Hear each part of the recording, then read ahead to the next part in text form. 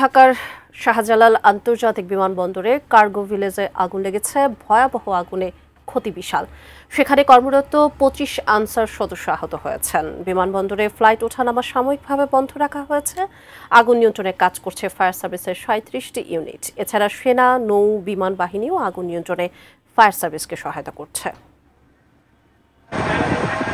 শনিবার দুপুর 2:15টার দিকে শাহজালাল আন্তর্জাতিক বিমানবন্দরের কুরিয়ার গোডাউনে আগুনের সূত্রপাত। বেলা 3:15টার দিকে আগুন ইলেকট্রনিক্স গোডাউন ও কেমিক্যাল গোডাউনে পৌঁছালে ভয়াবহ রূপ নেয়। আগুনের কালো ধোঁয়া ছড়িয়ে পড়ে বিমানবন্দর এলাকার আকাশে। আগুনের কারণে বন্ধ করে দেয়া হয় ফ্লাইটের ওঠানামা। সিভিল এভিয়েশন কর্তৃপক্ষ জানায়, আগুনের কারণে ঢাকায় অবতরণ করতে যাওয়া বেশ কয়েকটি ফ্লাইটকে বিকল্প রুটে পাঠানো হয়েছে। বিমানবন্দরে অবস্থান নেওয়া বিমানগুলোকে ঘটনাস্থল থেকে নিরাপদ দূরত্বে সরিয়ে নেওয়া হয়েছে। আগুন লাগার পর সিভিল এভিয়েশন, ফায়ার সার্ভিস ও বিমান বাহিনীর কয়েকটি ফায়ার ইউনিট কাজ শুরু করে। পরে রাজধানীর 13টি ফায়ার স্টেশনের 37টি ইউনিট যোগ দেয় আগুন নিয়ন্ত্রণে।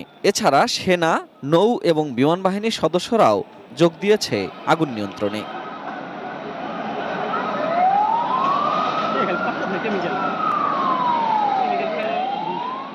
অগ্নিকাণ্ডের সময় 21 আনসার সদস্য আহত হন বলে জানিয়েছে আনসার ভিডিপি। আহতদের সিএমএইচ ও কুর্মিটোলা হাসপাতালে পাঠানো হয়েছে।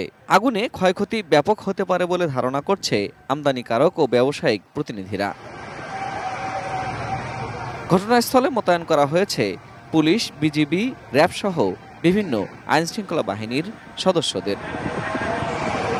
Ferdous Rahman, ATN news, Dhaka.